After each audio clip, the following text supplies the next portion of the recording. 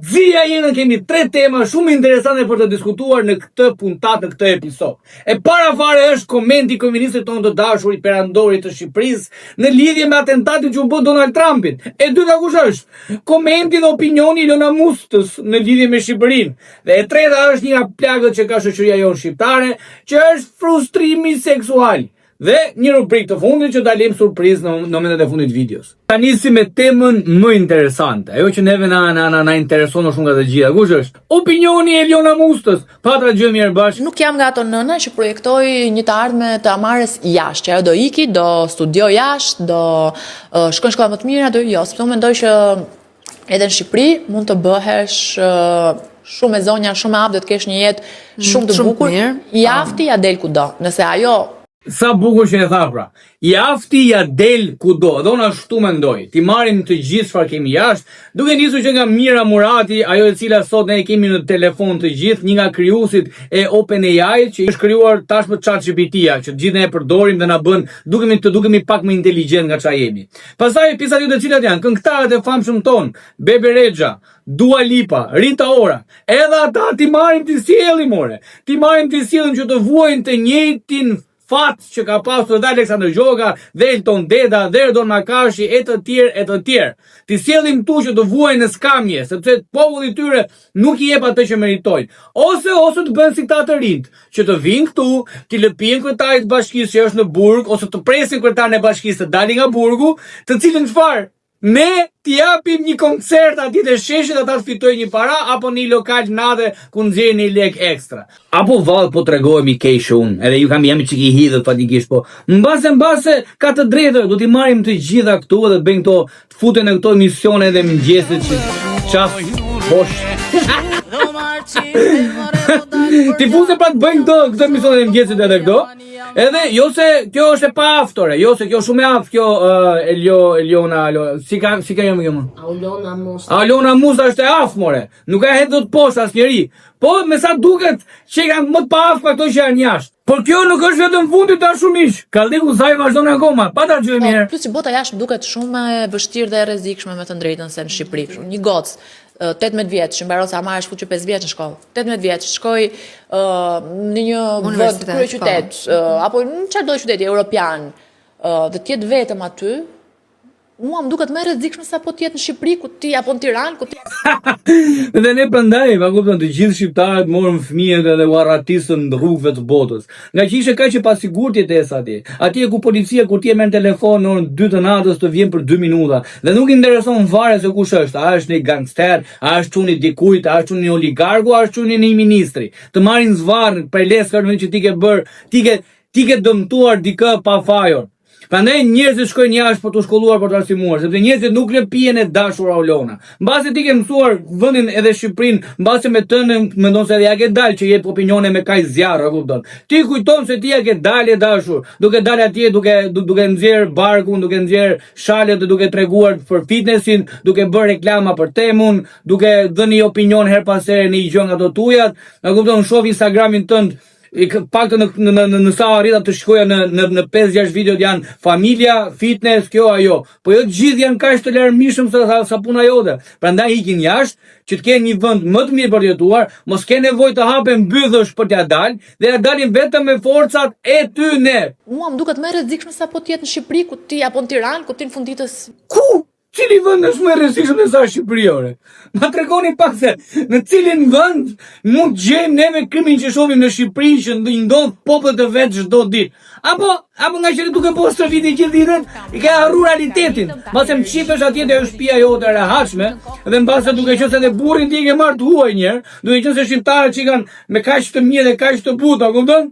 Edhe të lejokan ty që ti të shprehësh dashurinë, lirinë, edhe të qenë kaq e aftë sa kujton ti se duhet jesh. Gjithsesi do t'japim fund sa të temë. Nuk po flasim që Shqipëria nuk është vendi jon. Nuk po flasim që ne nuk e duam Shqipëri. Nuk po flasim që nuk kemi historinë, që nuk kemi jetën, nuk kemi gjithçka që na lidh me vendin ton. Po problemi është që vendi jon, ne me njëri tjetër jemi shumë të këqij, jemi shumë të ligjë. Ne jemi shumë pak dhe aq duke qenë se jemi pak tashmë në vendin tonë, se të gjithë kanë hikur, të gjithë kanë qenë në 90 që nuk ndalohet shqiptari duke shkuar në Europë. Jo sepse Europa është e rrezikshme mor, po se Europa është paqe, është qetësi, kanë mundësi të shkollojnë, të arsimojnë, të bëjnë. Mos ke nevojë të bëjnë reklama të, mos i puna jote. Mos ke nevojë të bëjnë bodybuilding ose bodybuilderi të bëhet gazetare, të bëhet influencer, të japi të bëhet aktore nesër, a kupton? Vetëm shqiptari mund të bëj 100 role të ndryshme në veten e vet, sepse është i pamundur t'ia dali vetëm në një drejtim. Prandaj, në vend që të flasim të sa e mirë është Shqipëria dhe sa mirë mund t'japim vendit tonë dhe këtu mund t'ja dalim me gjitha forca. Flasim për realitetin, që vendi jo nuk ofron asnjë tashmë përveç lëpirjes edhe babzis, dhe realiteti është që nuk ja dilet më në këtë vend. Prandaj njerëzit ikin, prandaj lej njerëzit të ikin ose thirrë njerëzit që të vinë, por me një shembull të mirë. Çfarë mund të rregullojmë? Çfarë mund të ndryshojmë? Çfarë mund të japim? Çfarë mund të bëjmë së bashku? Kjo është forma se si drejtohesh ti medias. Jo ti thua që vendi jonë është në rregull, neve këtu ja dalim asgjë. Ne këtu nuk ja dalim. Këtu ja del vetëm duke tani ka rradhën komenti më pak i rëndësishëm. Ai kryeministri ton, i opinionisti ton, i piktori ton, zoti Edi Rama. Një koment që kishte nxjerrë në Facebook duke thënë që të shtënat me armë kundrejt Donald Trumpit janë kërcënim për demokracinë. Tani duhet t'i them unë kryeministrit, o kryeministër, po ku mu ti ndi që ti qa është demokracia? Shku ti ti qa, ti s'ke jetu një dit as ke lind, as ke jetu një dit demokraci. Se dhe kjo që kemi ne ore, demokraci është në thonjza, është një komunizëm i fshehur, që leadershipin e ke marrë ti o zotri.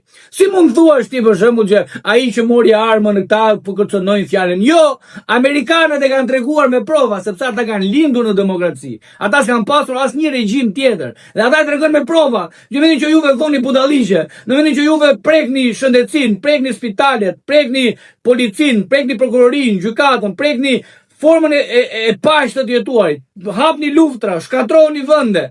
Në këtë moment populli merr forcën në dorë. Kjo është forma më e lartë e demokracisë, të bëhesh martir. Edhe pse mund ta kesh gabim, ata kesh pozitiv, po është shenjë demokracie, është shenjë lirie. Kur ti merr armën dhe i kundërvihesh një personi që ti mendon që është kriminal ose ai person po lufton kundër interesave të vendit tënd. Prandaj zoti kryeministër, më dhe mërgojmë, ku di gjiti nga këto muhabete, nuk janë shumë larg potencialit tat. Mbaj këtë popull që ke, nonën si shpera ditë, dhe vazhdo t'jetosh i lirë si perandor o zotri.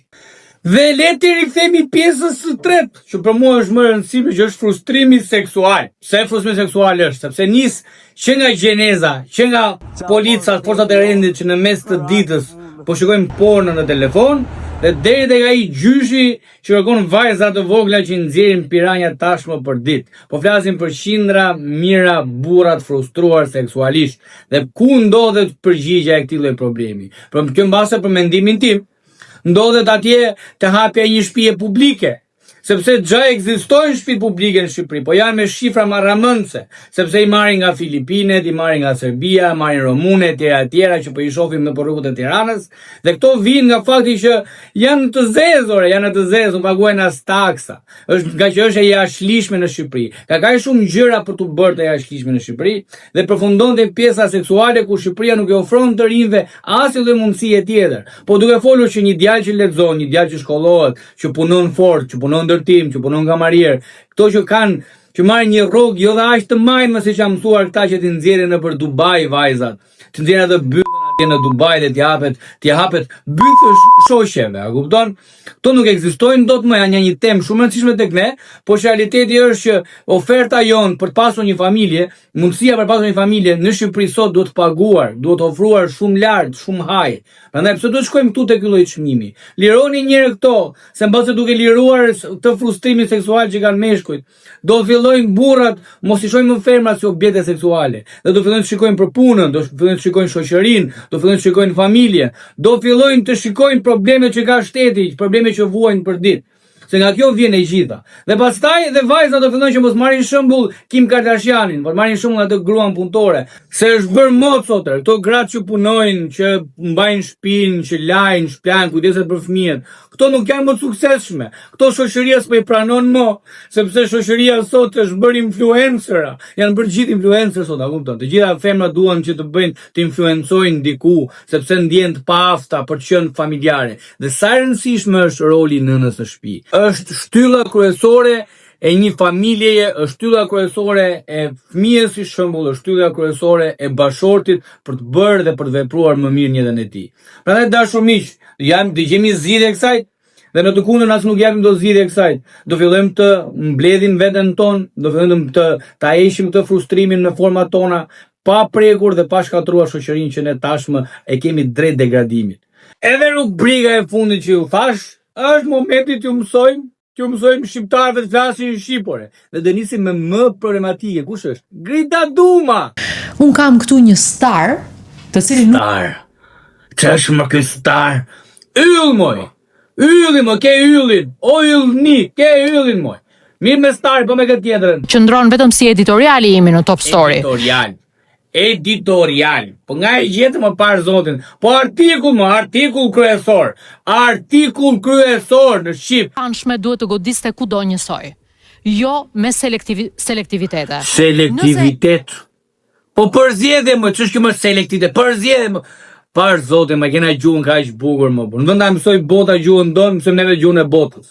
Ja për të dashur miq, e mbyllëm pra. E mbyllëm këto treja temat kryesore. Besoj se opinioni im ju ngjason dhe më opinioni juaj. Dhe në të kundërt keni të drejtë të shkruani me dashuri, pa ofendime. Të jepni dhe juve mendimet tuaja se mbase edhe unë e kam futur portës, ku i dihet. Mbase Elona Musta, mbase Grida Duma, mbase kryeministri jon Donald Trump, apo edhe ky fetishi seksual që kemi, mbase ato 4 temat që unë kam folur dhe opinionet e mia që kam dhënë, nuk janë ato që juve keni pritur, por besoj se diku i kam rënë.